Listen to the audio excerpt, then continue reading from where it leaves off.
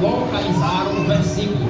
João capítulo 3, o versículo 16 nos diz o seguinte: porque Deus amou o mundo de tal maneira que deu seu Filho unigênito, para que todo aquele que nele crê não pereça, mas tenha a vida eterna. Só repetir mais uma vez, diz-nos a palavra do Senhor, João 3,16: porque Deus amou o mundo de tal maneira que deu seu Filho unigênito, para que todo aquele que nele crê não pereça, mas tenha a vida eterna.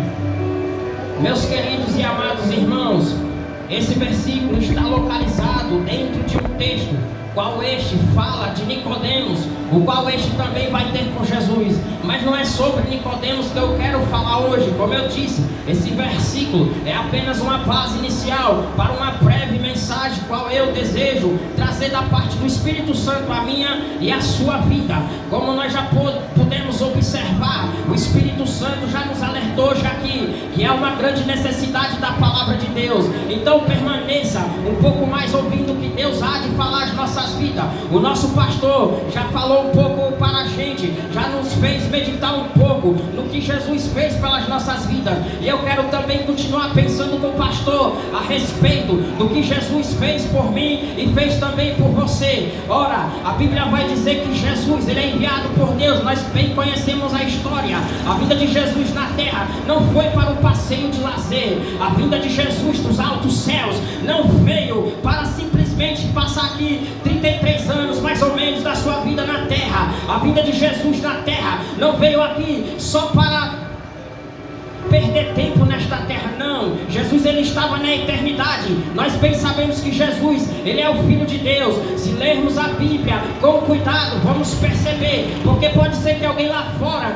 não creia que Jesus já existia antes na eternidade, antes dele vir à terra. Mas se nós lermos a Bíblia com cuidado, nós vamos perceber que Jesus já estava na eternidade. Jesus mesmo vai falar para os seus perseguidores que antes de Abraão ele já era. Então os homens vão ficar irados com Jesus por causa dessa palavra, de ele dizer que ele já existia na eternidade. Então, meus irmãos, Jesus já estava lá. Mas só que quando a terra estava tomada pelo pecado, quando a terra, meus queridos irmãos, estava vivendo na prática do pecado, o Pai tomou essa posição, essa ideia, junto com o Filho, junto com Jesus e o Espírito Santo, de enviar Jesus à terra. Para quê? Para poder morrer na cruz do Calvário, no Gólgota, como o pastor já falou hoje aqui. Então Jesus, ele veio aqui numa grande missão, como eu já disse. Ele não veio aqui para perder tempo. Ele também não veio à terra para um passeio de lazer, como eu e você pode fazer no final de semana. Jesus, ele veio aqui por um propósito muito sério. Jesus, ele veio aqui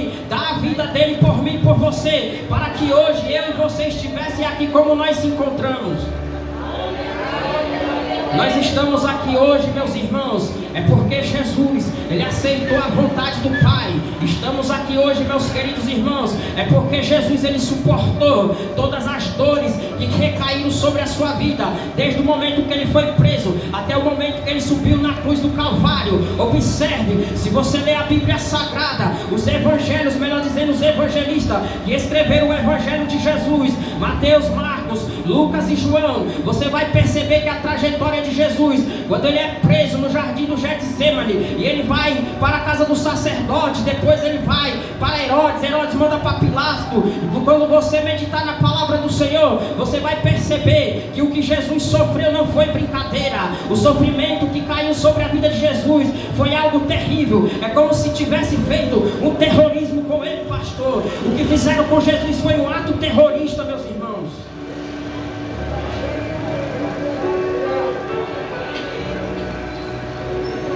Jesus, ele não foi morto por uma arma.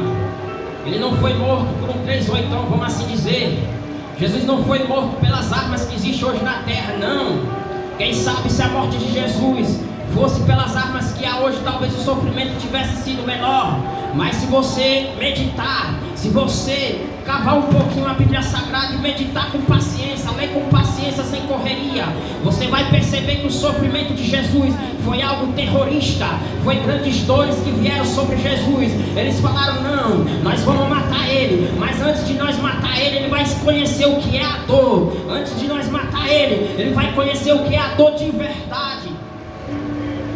E no jardim do Getsemane, meus irmãos, Jesus estava lá já sabendo que a sua hora de partir para a crucificação já era chegada, já estava assim aproximando. Jesus agora ele reúne os discípulos no jardim do Getsemane. Em uma das passagens, a Bíblia vai dizer que Jesus ele se retira dos discípulos, mais ou menos tiro de uma pedra. Ele vai se distanciar dos discípulos no jardim de Getsemane, mais ou menos um tiro de uma pedra. A Bíblia vai dizer que Jesus vai se colocar de joelho prostrado sobre o seu rosto, e ele vai fazer a seguinte oração ao Pai. Ele vai dizer: Pai, se for possível, passa de mim este cálice, mas não seja feita a minha vontade, mas a tua vontade. Sabe por que é que Jesus está dizendo isso? O cálice aqui era o sofrimento, o cálice aqui era os açoites que estavam esperando Jesus, o cálice aqui era a crucificação da cruz do Calvário que estava esperando Jesus. E é por isso que ele vai dizer: Pai, se for possível, passa de mim este cálice, mas não seja feita a minha vontade, mas seja feita a vontade do Senhor. A Bíblia vai dizer que Jesus se levanta da oração. Antes de ele orar, ele tinha dito aos discípulos: ficai aqui e vigiai comigo e orai. Mas quando Jesus se levanta da oração e vai ter com os discípulos, a Bíblia diz que os discípulos estão dormindo. Ele vai despertar os seus discípulos, vai dizer: ora, não podeis vigiar comigo nem por uma hora, levantai e orai, para que não entreis em tentação. Na verdade, o espírito está pronto, mas a carne é fraca. Jesus outra vez, ele deixa os discípulos e vai outra vez orar e repete as mesmas palavras, dizendo: Pai, se for possível, passa de mim este cálice, mas não seja feita a minha vontade, mas a tua. Depois Jesus retorna de novo, os discípulos se encontram novamente dormindo. Outra vez Jesus pacientemente, Jesus vai despertar os seus discípulos: levanta, ora, não é hora de dormir, não é hora de estar cochilando, fica comigo em oração. Jesus pela terceira vez, ele parte, e quando chega lá no mesmo lugar, ele faz a terceira oração, a terceira vez, repetindo as mesmas palavras: Pai, se for possível, passa de mim este cálice, Senhor, não seja feita a minha vontade, mas a tua. Retornando da oração, a Bíblia vai dizer que Jesus outra vez encontra os discípulos dormindo. A Bíblia vai dizer agora que Jesus vai dizer para eles: agora vocês podem dormir, pode ficar à vontade, pode descansar. Mas hora depois Jesus vai dizer: agora parou, pode parar de dormir, vamos se levantar, porque aquele que trai o Filho do Homem está chegando. A Bíblia vai dizer que Judas Iscariotes, aquele que caiu na tentação das riquezas, a Bíblia vai dizer que Judas Iscariotes vem com a comitiva, com a coorte, porque Judas antes ele tinha combinado com os escribas, com o sumo sacerdote, aqueles que procuravam a morte de Jesus. A Bíblia vai dizer que Judas, ele no particular, ele tinha combinado de entregar Jesus, e o jardim de Getsemane foi um lugar propício, foi um lugar de estratégia para Judas entregar o seu mestre, porque a Bíblia vai dizer que Judas bem conhecia o jardim de Getsemane. Então a Bíblia vai dizer que Judas agora, nesse momento propício, ele vai junto com a coorte, ele já tinha recebido as moedas de prata, já tinha vendido o seu mestre, já tinha feito o acordo de entregar o seu mestre. A Bíblia vai dizer que Judas agora está chegando com a coorte, e quando Judas chega com a coorte até Jesus, a Bíblia vai dizer que Judas vai cumprimentar Jesus e vai dar um beijo nele. Por quê? Porque Judas também já tinha combinado lá atrás, dizendo para ele: olha, aquele que eu beijar no rosto é este, prenda. Sabe por quê? Porque Jesus estava acompanhado dos seus discípulos. Era 12 discípulos, mas no momento agora era 11, porque Judas tinha se corrompido. Então a Bíblia vai dizer por que Judas dá esse sinal: para que eles não viessem confundir, para que no lugar de Jesus eles não viessem prender a Pedro, para que no lugar de Jesus eles não viessem prender a Tiago, para que no lugar de Jesus eles não viessem prender outro discípulo, porque estava de noite, eles vinham com lanterna. Então a Bíblia diz que Judas tinha combinado com os escribas e o sacerdote: olha, aquele que eu beijar pode prender a ele.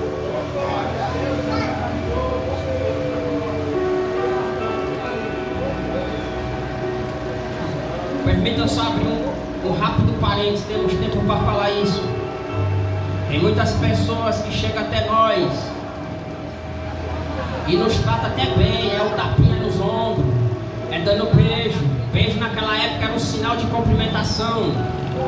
Tem muitas das vezes pessoas que nos dão tapinha nas costas, né? Um sorriso na boca: oi, tudo bem? Mas mal sabemos nós que já vendeu a gente. gente. Mal sabemos nós que já armou para nossas vidas. Então, olhando para esse fato, olhando para essa escritura, nós temos que ter muito cuidado e ser vigilante para que nós não venhamos se embaraçar, para que nós não venhamos apoiar nossa fé em pessoas e de repente nós se decepcionar. Então, meus amados e queridos irmãos, esse foi o sinal de Judas para os guardas que vinham junto com ele. Quando Judas beija o seu mestre e diz: Rabi, eu te saúdo, a Bíblia vai dizer que Jesus fala: amigo, com um beijo me traz?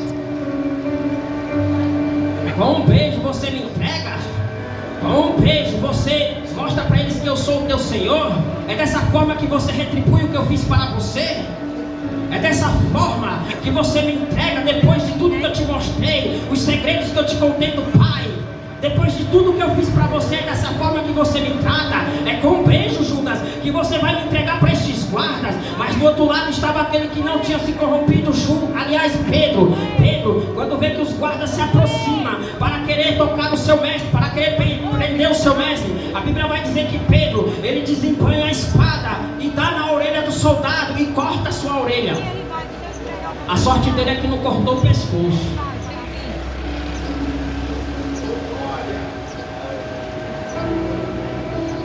A sorte dele é que não cortou o braço.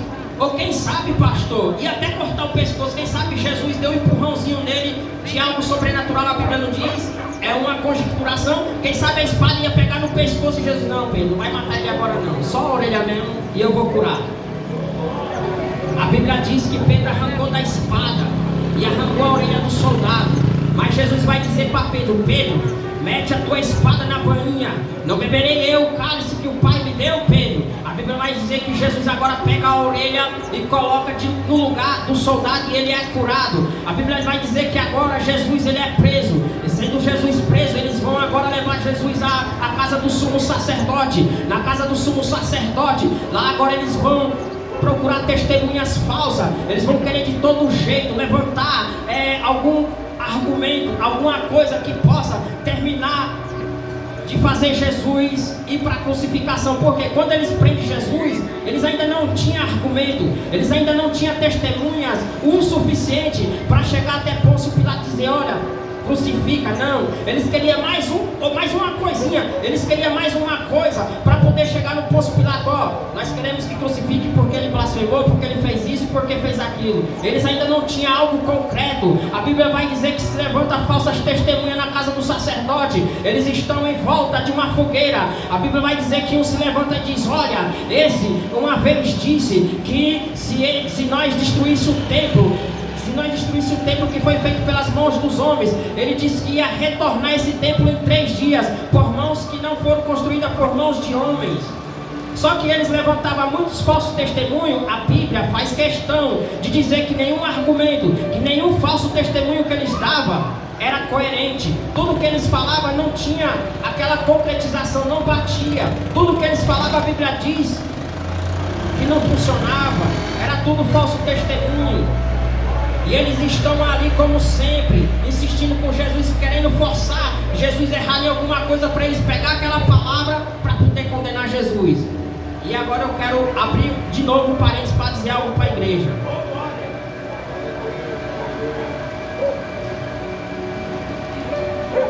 Eu quero abrir aqui mais um parênteses para dizer algo para a igreja. Vigia com o que você fala. Toma muito cuidado com o que você fala, com o que você deixa para sair da sua boca. Sabe por quê? Muitas das vezes os seus inimigos estão só esperando uma falha na tua boca. Estão esperando só você errar nenhuma palavra para te condenarem, para querer fazer você desistir, para querer fazer você abandonar os seus sonhos. Muitas das vezes as pessoas, os seus inimigos, estão esperando você errar só numa palavra para poderem te condenarem. Leia a Bíblia e você vai entender isso que eu estou falando. Eles estavam querendo fazer Jesus como de costume. Eles já tinham esse costume de chegar até Jesus. Lembra da mulher que foi apanhada no ato de adultério? Aquilo ali foi uma armação. Realmente, no Antigo Testamento dizia que a mulher apanhada no ato de adultério, ela deveria ser morta. Então, só que eles agora estão querendo pegar Jesus. Quando eles pegam essa mulher no ato de adultério, eles trazem essa mulher até Jesus. Olha, Jesus, na lei diz que a mulher que é apanhada no ato de adultério deve ser apedrejada, deve morrer, tanto ela como o homem que adulterou com ela. Tu, pois, o que dizes? Jesus não responde porque ele sabia que aquilo era para ele. Jesus não responde, ele não tem pressa de responder, porque ele sabia que eles não estavam querendo cumprir a lei. Jesus sabia que o intento do coração deles era mau, era malicioso o que eles estavam querendo. Jesus bem sabia que eles queriam que Jesus errasse quanto à escritura da lei, para que eles pudessem acusar Jesus. Olha, tá vendo? Está descumprindo a lei, tem que ser crucificado, tem que morrer, falso profeta, está pregando heresia. Então, meus amados irmãos, Jesus, quando é insistido por aquela multidão, Jesus vai dizer: aquele que não tem pecado atira a primeira pedra. Nós bem conhecemos a história. E isso também estava acontecendo aqui na casa do sumo sacerdote. Eles estavam forçando Jesus para ter só mais uma palavra para que eles pudessem condenar Jesus. Então a Bíblia vai dizer que eles vão falar: tu és o rei dos judeus? Jesus fala: tu o dizes. E Jesus acrescenta dizendo: em breve vocês vão ver o Filho do Homem assentado à direita do Deus Todo-Poderoso. Aí eles vão dizer assim: de que necessitamos mais de testemunho, está vendo? Ele mesmo está se fazendo Deus. Como é que pode o homem se fazer Deus, Filho de Deus? Como é que o homem diz que é o próprio Filho de Deus? Por não acreditarem, por não receberem a Jesus, eles pegam essa palavra não como conhecimento do Cristo, não como conhecimento para suas vidas, mas eles pegam essa palavra como uma oportunidade de condenarem o seu mestre, de condenarem o Cristo. Parece que eles estavam tão cegos. Quem poderia na terra ressuscitar mortos? Quem na terra poderia andar sobre as águas? Quem na terra poderia dar ordem ao vento, à tempestade e este parar? Jesus, ele deu diversos confirmações, diversos milagres. Ele fez para que eles acreditassem. Era para aqueles homens cegos olhar: não é possível, não pode ser um homem normal não. Quem na terra já fez uma coisa dessa? Ninguém nunca na terra fez os sinais que esse homem fez. Mas não acreditava no sinal de Jesus. Para eles era tudo em vão. Eles estavam tão cuidadosos quanto a lei, que não quiseram abrir o coração para conhecer o Cristo. Estavam tão apegados à letra, que não quiseram abrir o coração para conhecer o Cristo. Já deixo uma palavra aqui para as nossas vidas. Jesus, Deus, Ele quer te revelar o Senhor Jesus Cristo. Por isso nós não podemos endurecer os nossos corações. Deus, Ele vai continuar fazendo sinais em nosso meio. Deus, Ele ainda vai continuar batizando com o Espírito Santo. Deus, Ele ainda vai continuar curando. Deus, Ele ainda vai continuar fazendo. Ele ainda vai continuar salvando. Mas não adianta nada só ver os milagres e não querer estar ouvindo o que Deus está falando. Mas a palavra que eu tenho para as nossas vidas hoje, esta noite, é repensar o que Jesus fez pelas nossas vidas. Na casa do sumo sacerdote ainda vai dizer que agora eles começam a escarnecer do Cristo. Eu já parto agora para o final, já encerro. Na casa do sumo sacerdote, a Bíblia vai dizer que eles vão colocar uma venda, eles vão cobrir o rosto de Jesus, e agora eles vão ferir Jesus, vão lhe dar punhalada. E a Bíblia vai dizer que os seus escarnecedores vai dizer: profetiza para nós quem foi que te bateu.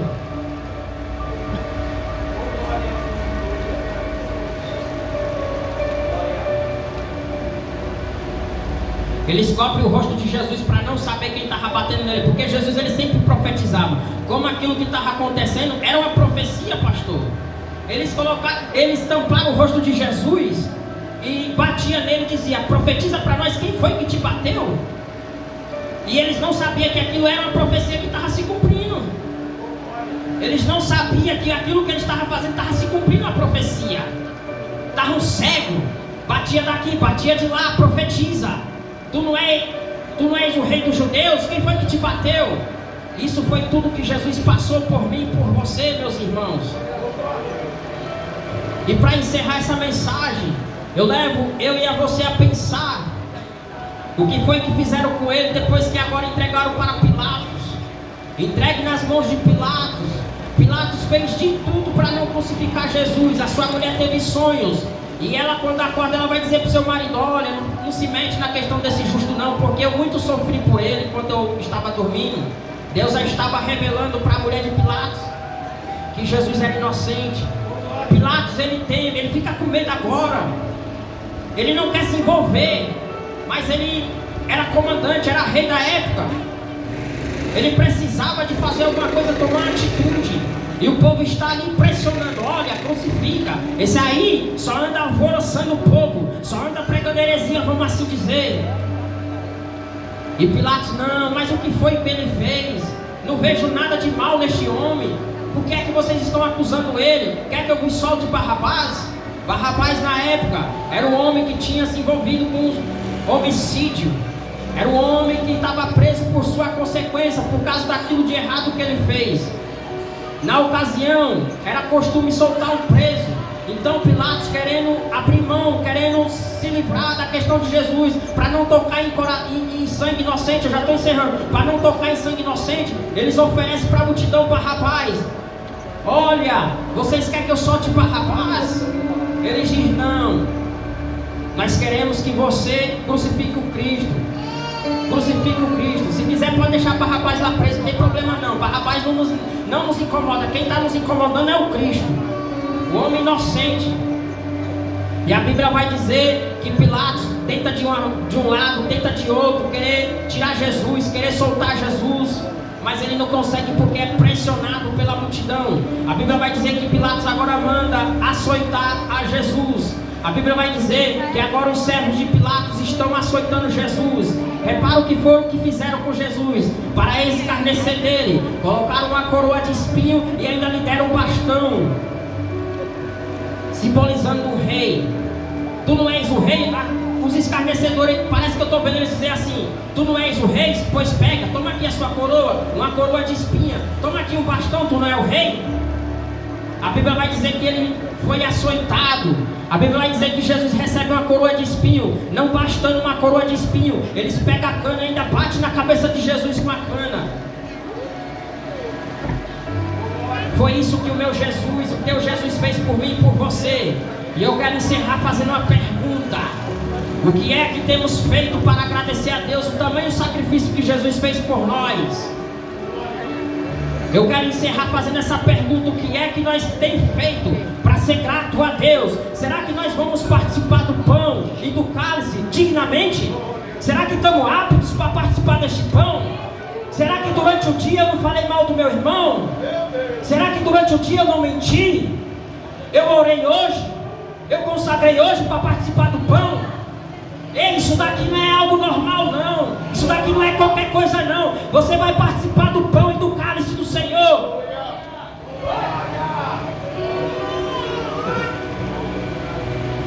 Tenha temor de Deus a participar desse pão. Tenha temor de Deus. Não participa deste pão se estiver em pecado, porque a Bíblia diz que aquele que come e bebe indignamente será culpado do corpo e do sangue do Senhor. Oh glória. Orala para Suripla, Lavasté. Urica lá para Suri, fala, canta, Lavasté. Arala para Xé. Oh glória, Labassuri, fala, canta, Orola para Sé. Urica lá para canto,